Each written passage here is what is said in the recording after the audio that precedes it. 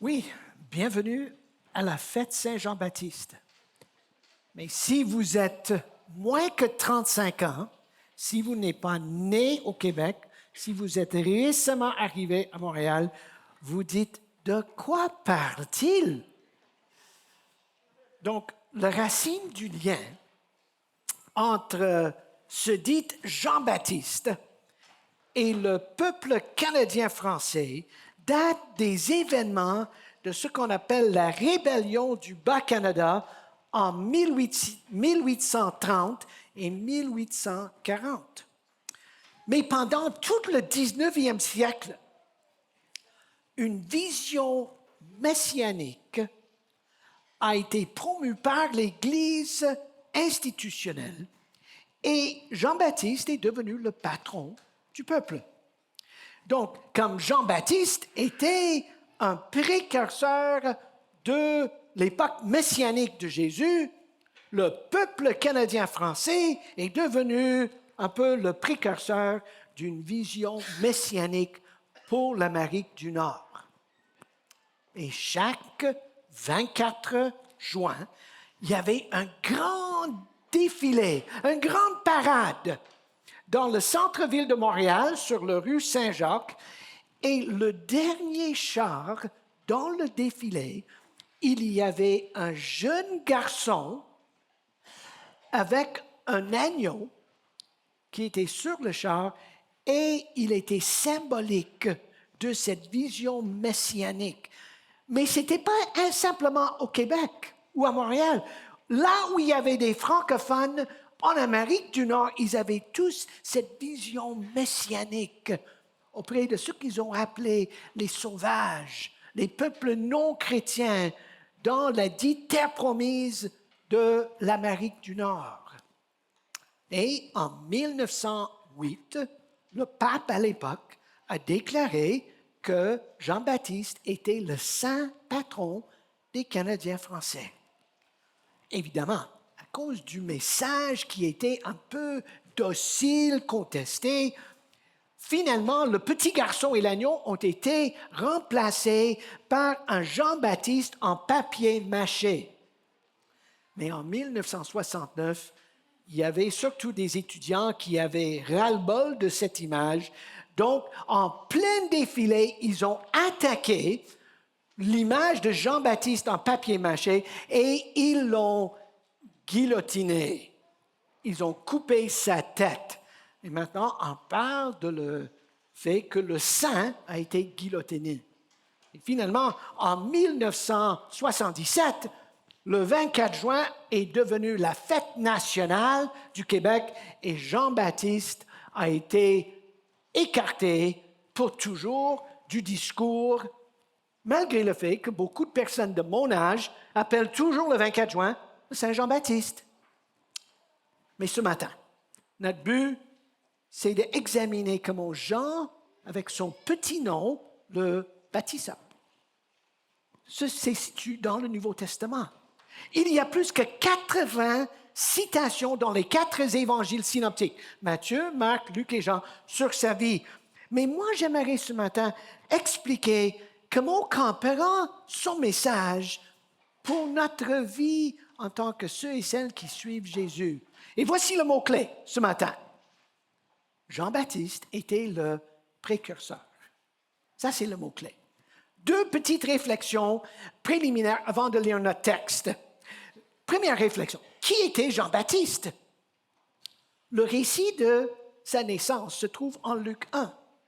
Mais lors de la conception par Zacharie et Élisabeth de Jean-Baptiste, un ange a donné une vision à Zacharie sur la mission que cet enfant allait réaliser.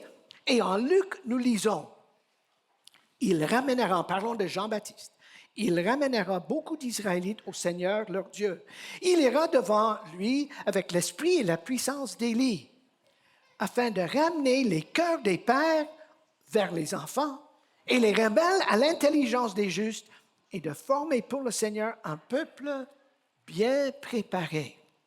Et le grand historien à l'époque de Jean-Baptiste et de Jésus, dans son histoire, a dit ceci sur Jean. Il était un homme de bien que Hérode avait fait mettre à mort. Il exhortait les Juifs à pratiquer la vertu, à agir avec justice, les uns avec les autres et avec une piété envers Dieu, unis par une baptême.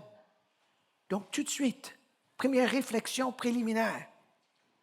Le précurseur avait un fondement historique. Mais deuxième réflexion. Aujourd'hui, nous allons concentrer dans un récit en Matthieu chapitre 3.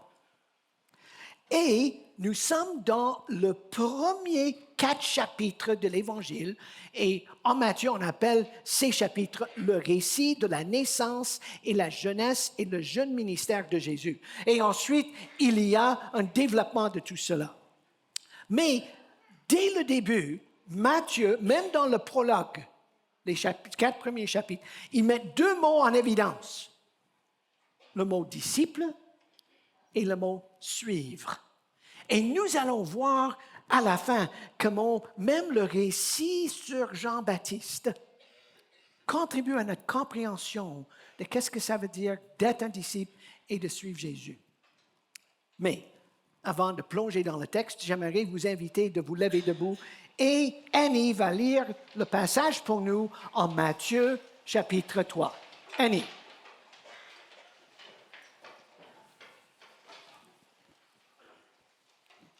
En ces jours-là, parut Jean le baptiseur. Il proclamait dans le désert de Judée: « Changez radicalement, car le règne des cieux s'est approché. » C'est de lui qu'il a été dit, par l'entremise du prophète Ésaïe: « C'est celui qui crie dans le désert: Préparez le chemin du Seigneur, rendez droits ses sentiers. » Jean avait un vêtement de poil de chameau et une ceinture de cuir autour des reins. Il se nourrissait de criquets et de miel sauvage.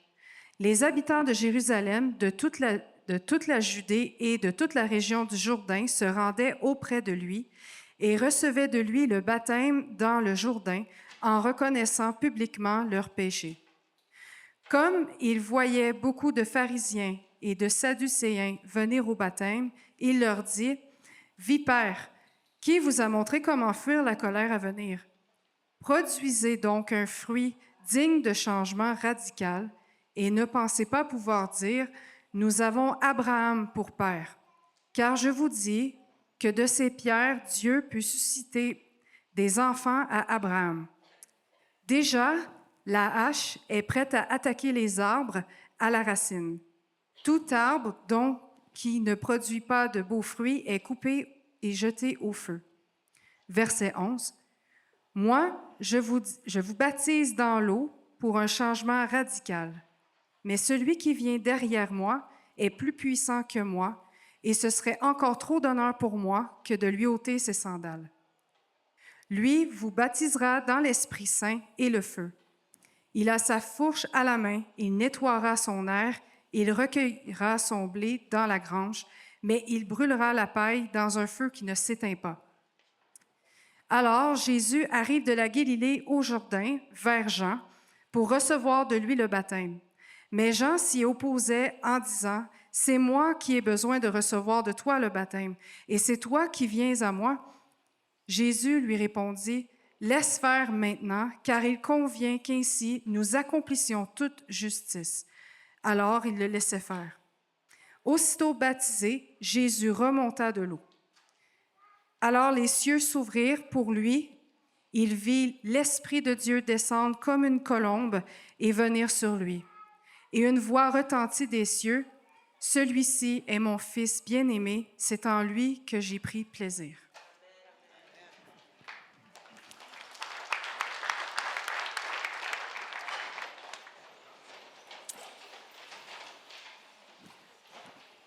Merci Annie.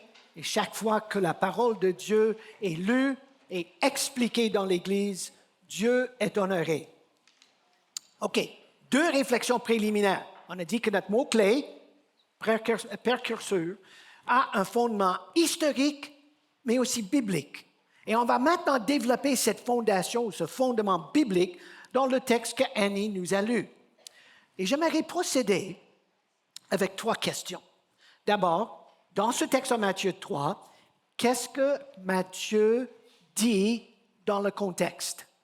Donc, on va décortiquer le texte. Et il y a 3 petits paragraphes dans le chapitre. Une intro, un conflit et ensuite un moment clé. La deuxième question, c'est qu'est-ce que Matthieu voulait enseigner? Qu'est-ce qu'il voulait dire? Et on va terminer avec la troisième question. Qu'est-ce que ça veut dire pour nous aujourd'hui? Qu'est-ce qu'il a dit? Qu'est-ce qu'il a enseigné? Et qu'est-ce que ça veut dire pour nous? Donc, commençons avec la première question. Qu'est-ce que Matthieu a dit dans ce contexte? Et les versets 1 à 6, c'est l'intro à Jean. Et le texte commence « Dans ces jours-là ».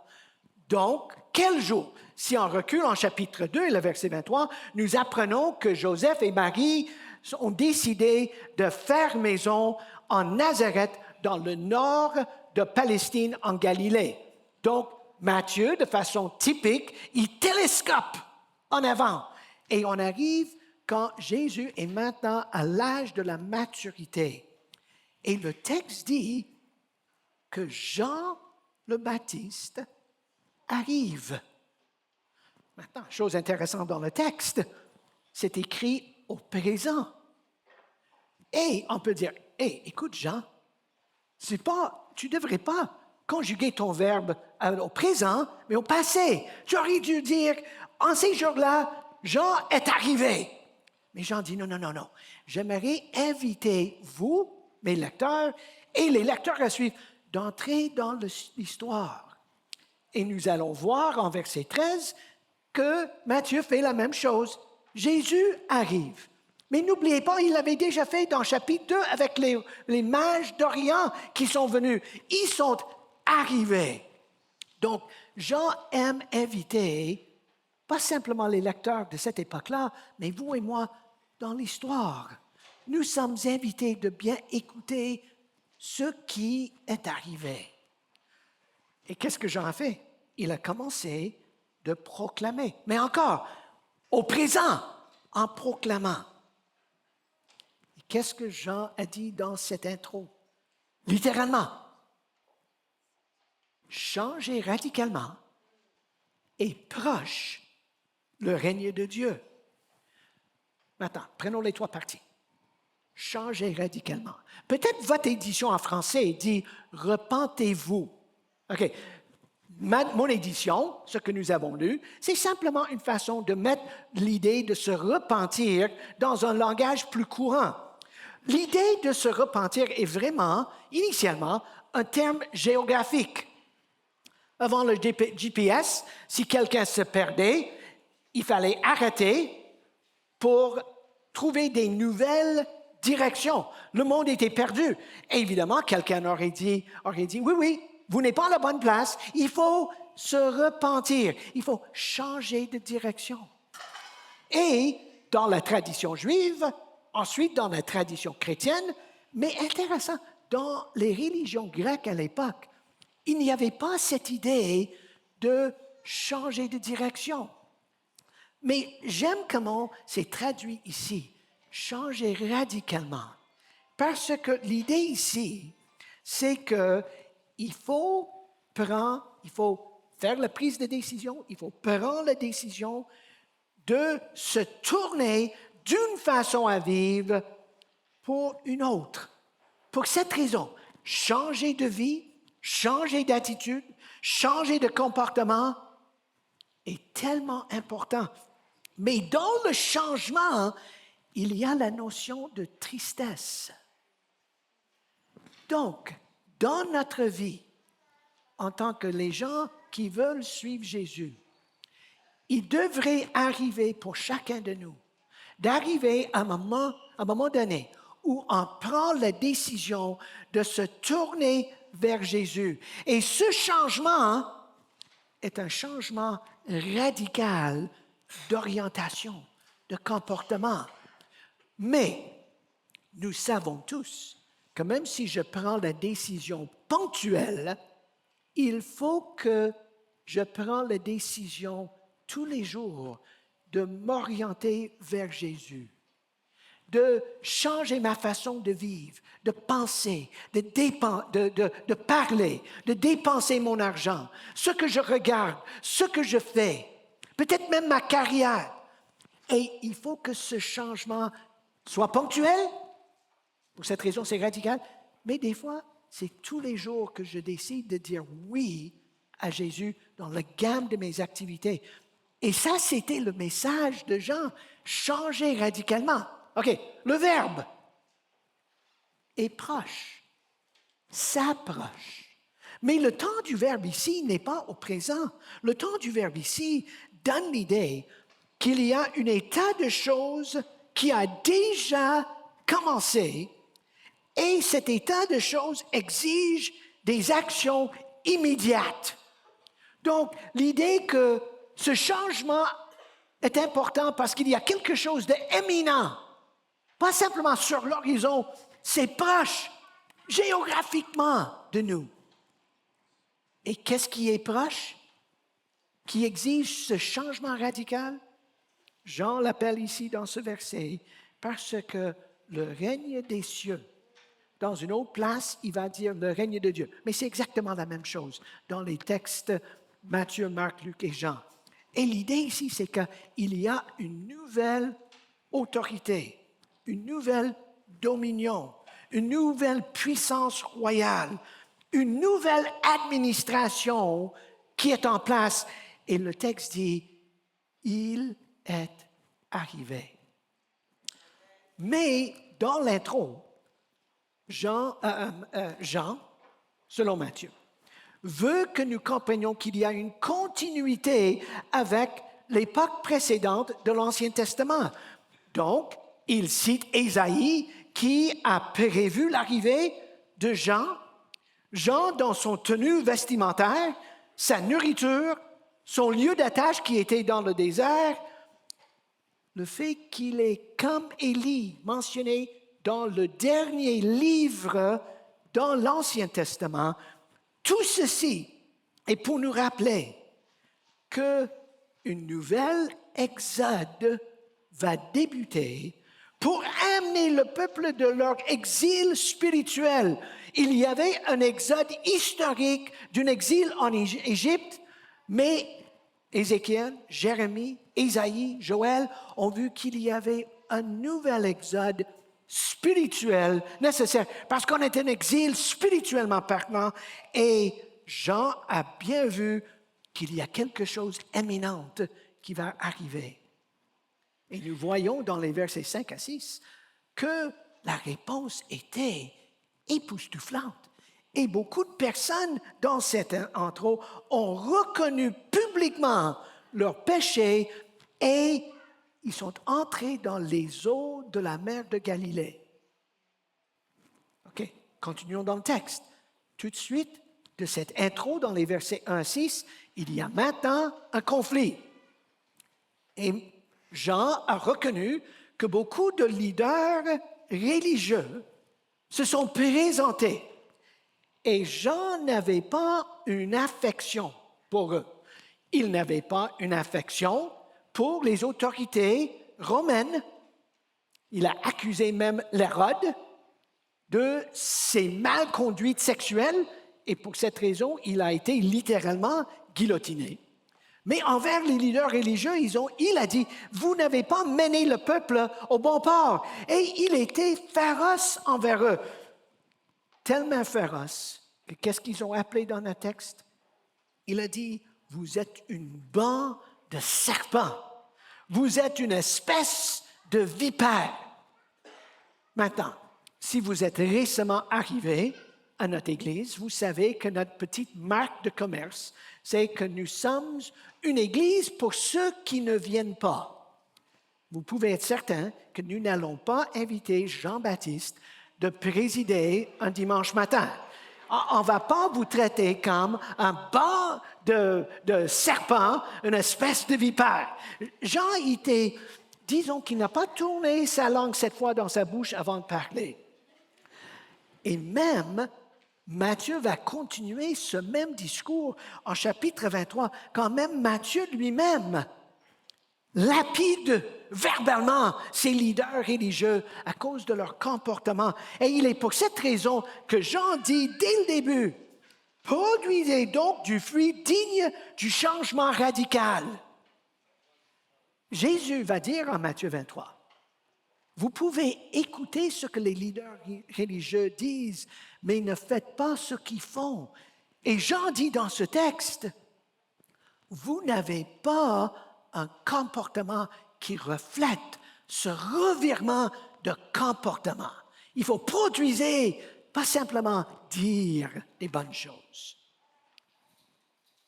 Mais Matthieu, Jean, ont anticipé une réaction. Et Jean dit, peut-être vous allez dire, nous avons Abraham comme père.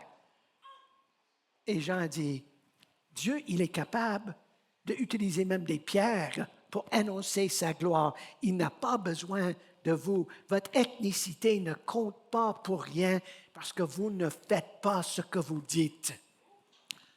Et il va, par la suite, expliquer que son baptême est un baptême d'eau pour la repentance.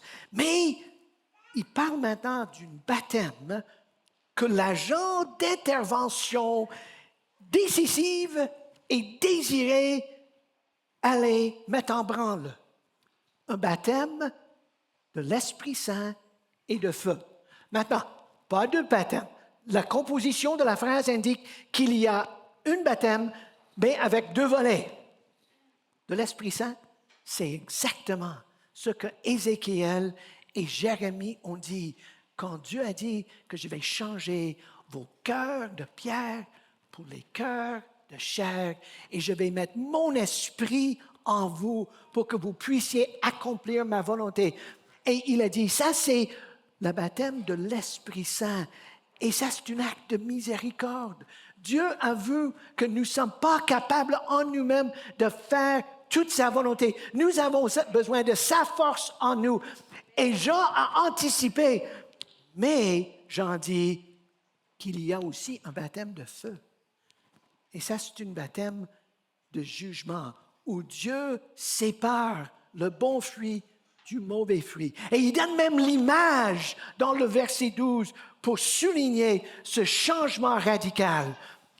Donc, un intro, un conflit où Jean a pu clarifier de quel baptême lui faisait, mais le baptême qui était anticipé. Et maintenant, on arrive au moment clair, moment clé dans le texte, verset 13, troisième partie du paragraphe, du chapitre. Ça commence. Alors, maintenant, et quand Jésus se met sur scène, le maintenant est arrivé. Et maintenant, cet agent d'intervention décisive et désiré arrive sur l'estrade. Et surprise des surprises, il demande un baptême. Et nous pouvons bien poser la question, moi je me suis reposé la question cette semaine en me préparant pour ce matin, pourquoi Jésus a-t-il demandé le baptême? Est-ce qu'il en avait besoin? J'ai lu beaucoup pour me préparer et j'ai trouvé qu'il y a 8 options, 8 façons d'interpréter ce choix de Jésus. 3 m'apparaissaient comme le plus important. D'abord, Jésus s'est fait baptiser parce que lui, il était convaincu que le message de Jean était juste. Et il a dit, moi, j'aimerais identifier avec mon grand cousin. Ce qui dit, changer radicalement, parce que le règne des cieux, le règne de Dieu est proche. Donc, Jésus voulait affirmer ce que Jean a dit. Mais c'est évident, deuxièmement, qu'il était dirigé par Dieu. Il était obéissant, même de passer par les eaux du baptême dans la mer de Galilée. Mais troisièmement, Jésus voulait être solidaire avec les gens qui prennent la décision de s'identifier dans la mort, dans les eaux du baptême, et avec la résurrection des eaux de baptême. Et Jésus a pris cette décision. Maintenant, vous voyez bien, ou vous avez bien entendu, Jean a contesté le choix de Jésus, la décision de Jésus. Maintenant, pensez-y 2 secondes. J'ai déjà dit que nous n'allions pas inviter Jean-Baptiste pour présider un dimanche matin à cause de ses hyperboles, espèce de vipère. Mais maintenant, vous connaissez maintenant bien, vous qui êtes ici depuis quelque temps, vous savez que nous sommes une Église qui pratique le baptême des adultes. Mais Jean, il a dit non, Jésus, non, pas de baptême. C'est pas notre style, OK? C'est pas notre style. Mais Jésus a dit, Jean, laisse faire. Et ensuite, il dit, car il est convenable, il est approprié, c'est le moment précis qu'ainsi nous accomplissons toute justice. Plus tard dans Matthieu, nous allons lire que Jean est venu à vous, à nous, par la voie de la justice. Et la justice est ce qui est dû. C'est l'idée que Dieu veut mettre les choses en place, les bonnes relations des gens avec lui-même et avec les autres. Et maintenant, Jésus dit, le moment est arrivé pour mettre les relations en place, de faire ce qui est juste, de donner aux gens ce qui est dû, pas selon eux-mêmes, mais selon l'alliance de Dieu. Donc, il est pour cette raison que Matthieu va raconter de Jésus qu'il faut avoir faim et soif de la justice. Il faut rechercher la justice en tout premier lieu. Il faut avoir une justice qui surpasse celle des leaders religieux. Et il ne faut pas pratiquer la justice pour être bien vu des gens. La justice de Dieu, c'est sa fidélité incontournable envers son alliance qu'il a mis en place depuis la création. Ça veut dire que cette justice se voit dans son règne, son autorité, sa puissance royale, son règne. Donc, alors, maintenant, tout est arrivé. Et Jésus a dit, il faut que je fasse cet acte d'être baptisé pour faciliter l'entrée de la justice de Dieu dans le règne de Dieu. Et mes amis, ceci, c'est tellement important. Parce qu'aujourd'hui, on entend beaucoup parler de la dite justice. Peut-être même la justice sociale. Et les gens vont dire, je mérite, et ils vont vous donner toute une longue liste de choses. Ils veulent la justice pour eux-mêmes. Ou surtout dans le domaine des biens, du matérialisme, dans la sexualité humaine. Les gens vont dire, je veux ce qui est juste pour moi. Mais mes amis, Jésus est venu pas pour faire la justice pour Glenn. Non, pour sa création, selon son alliance. Et Jésus est venu pour faire entrer un renouvellement, pour manifester la fidélité de Dieu envers ce qui est dû selon sa personne pour la création. Et Jésus a fait entrer ce moment. Pour cette raison, le texte commence « Alors, maintenant ». Donc, qu'est-ce que Matthieu dit dans ce contexte? Il y a une intro à Jean, il y a un conflit où les choses se sont précisées sur le baptême de l'Esprit Saint et du feu, et ensuite, il y a ce moment clé, quand Jésus a parlé de la nécessité, dans son entrée, de poursuivre la justice selon Dieu. OK, deuxième question. Qu'est-ce que Matthieu enseigne? Qu'est-ce qu'il voulait dire dans ce chapitre? Il me semble qu'il y a deux choses qui sont tellement claires ici. Tout d'abord, Matthieu voulait souligner les ressemblances entre le ministère de Jean et le ministère de Jésus. Pensez-y. Tous les deux disent la même chose. Jean, changez radicalement, le règne des cieux est proche. En chapitre 4 et le verset 17, Jésus dit exactement la même chose. Tous les deux ont été introduits de la même façon. Tous les deux ont été opposés farouchement par les leaders religieux. Tous les deux ont fait un appel à la repentance, à ce changement radical. Tous les deux agissaient par une autorité divine. Tous les deux ont été perçus comme des prophètes. Tous les deux ont été rejetés et même exécutés pour être des criminels. Et finalement, tous les deux ont été ensevelis par leurs disciples. Et Matthieu voulait mettre ces ressemblances en place. Ah, Jean et Jésus sont semblables. Mais Matthieu voulait aussi souligner une différence fondamentale entre Jean et Jésus. Et cette différence se manifeste dans les versets 16 et 17. Parce qu'une fois que Jésus s'est fait baptiser pour accomplir la justice de Dieu, le ciel s'est ouvert et un oiseau, un colombe, est descendu. Et la descente de cet oiseau n'est pas simplement une image, mais c'est la réalisation et la présence de ce que Jérémie, Ézéchiel et Joël ont prophétisé dans l'Ancien Testament. Le Saint-Esprit est arrivé. Et tout d'un coup, dans un texte, nous avons la voix du Père créateur. Nous avons la descente de la présence de l'Esprit Saint et nous avons le Fils de Dieu incarné dans la personne de Jésus. Et le changement radical, c'est maintenant que la Trinité est évidente. Nous sommes, ceux qui suivent Jésus, nous sommes les monothéistes, comme les Juifs et comme les musulmans.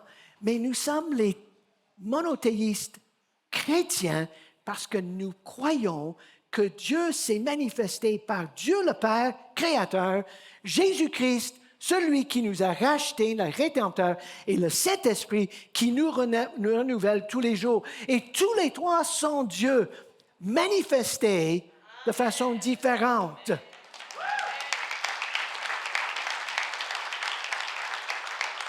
Et mes amis, dans ce texte, Matthieu voulait mettre en évidence, maintenant, on est dans une nouvelle époque, un nouveau moment. Mais Dieu n'a pas simplement envoyé l'Esprit. Il y a une voix qui parle. Et c'est la voix du Dieu créateur. Et évidemment, la continuité avec l'Ancien Testament est évidente ici. Parce qu'en Ésaïe 42, en Psaume 2, en Daniel 7, c'était très bien prophétisé que Dieu allait parler dans ces derniers temps. Et maintenant, Dieu parle. Et Jésus est dit comme le favori, l'approuvé, le choisi, avec un rôle pour être le serviteur souffrant, le Seigneur de l'univers, le roi des rois. Et Dieu a mis sa marque d'approbation sur Jésus et sur son baptême. La nouvelle époque est arrivée. Le royaume de Dieu a été lancé. Donc, qu'est-ce que Matthieu a dit? Un intro, un conflit, un moment clé. Pourquoi? Ressemblance, mais une grande différence. Et Jésus est maintenant au centre. Pour ainsi dire, mot-clé, le précurseur est simplement celui qui pointe vers Jésus. L'histoire n'est pas à propos de Jean-Baptiste. Toute l'emphase que notre société a mis sur lui, OK, tant mieux, mais ce n'est pas le point central. Le point central, c'est celui en qui Dieu a mis son sceau, son sourire. Il est celui que Dieu a envoyé pour démarrer, mettre en branle son règne. Donc, ma troisième question. Qu'est-ce que ça veut dire pour vous et moi en ce début de l'été? Peut-être vous avez remarqué que j'ai utilisé 3 questions très simplement ce matin pour décortiquer le texte. Et je vous encourage, cet été, quand vous faites votre lecture, quand vous lisez un passage, un paragraphe, un livre, un chapitre, OK, qu'est-ce que le texte dit dans le contexte? Qu'est-ce que l'auteur veut communiquer? Qu'est-ce que ça veut dire pour nous et pour moi? Très simple. Mais dans le contexte, qu'est-ce qui se passe? Il me semble que ce texte souligne à quel point il faut que notre foi soit christocentrique.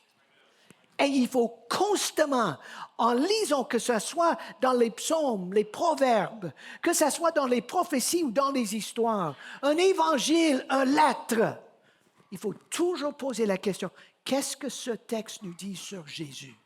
Et il faut que nous soyons bien ancrés en Jésus. Le texte pointe vers lui.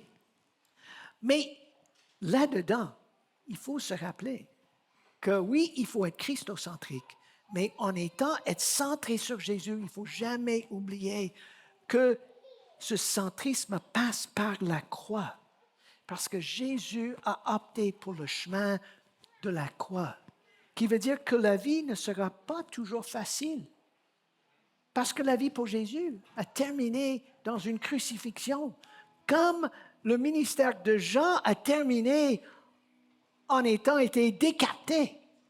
Donc, voici, nous avons la nécessité de toujours lire à travers les lunettes de Jésus. Mais qui m'amène à ceci. Je vous ai dit au début que pour Matthieu, il y a 2 mots-clés dans son livre. Et le premier mot-clé, c'est le mot disciple.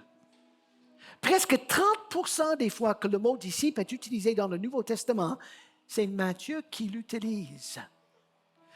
Un disciple, c'est un apprenti, un élève, un étudiant. Moi, je préfère de dire un apprenti. Et ce texte nous rappelle que Matthieu voulait inculquer une bonne compréhension de qui est Jésus, celui qui a accompli toute la justice, celui qui a initié cette nouvelle époque.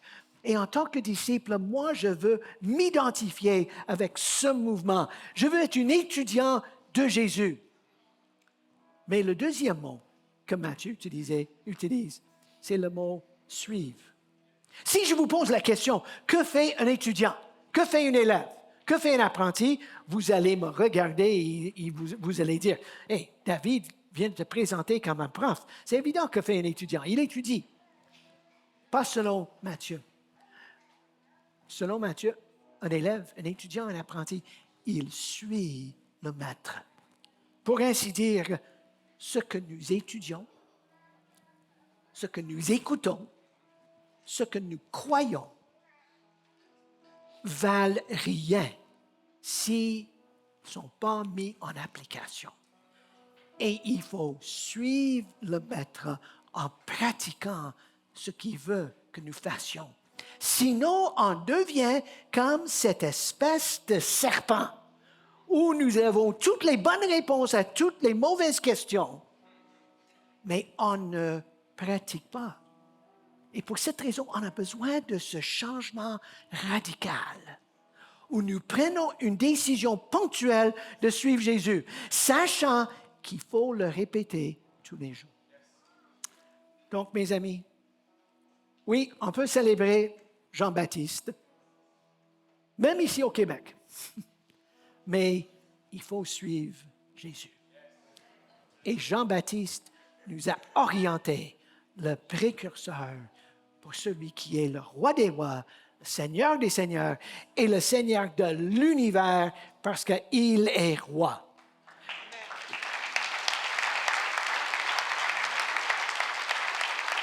Donc, j'aimerais vous inviter de vous lever debout. J'aimerais prier pour vous en ce début de l'été. Seigneur, merci pour l'histoire de Jean. Mais merci pour Jean parce qu'il nous a introduits proprement à Jésus. Et merci que nous puissions être les disciples, les apprentis de toi. Et nous voulons pratiquer ce que nous entendons. Et ce matin, cette invitation à un changement radical nous touche de très près. Donc, Seigneur, montre-nous quelle décision devrions-nous prendre aujourd'hui. Et Seigneur, par ton esprit que tu as envoyé sur Jésus et que tu as envoyé sur nous, peut nous équiper pour te suivre un jour à la fois. Pour que lorsque tout est dit, toi et toi seul reçois tout l'honneur. Au nom de Jésus. Amen. Donc, chantons ensemble pour célébrer celui qui est le Seigneur des Seigneurs.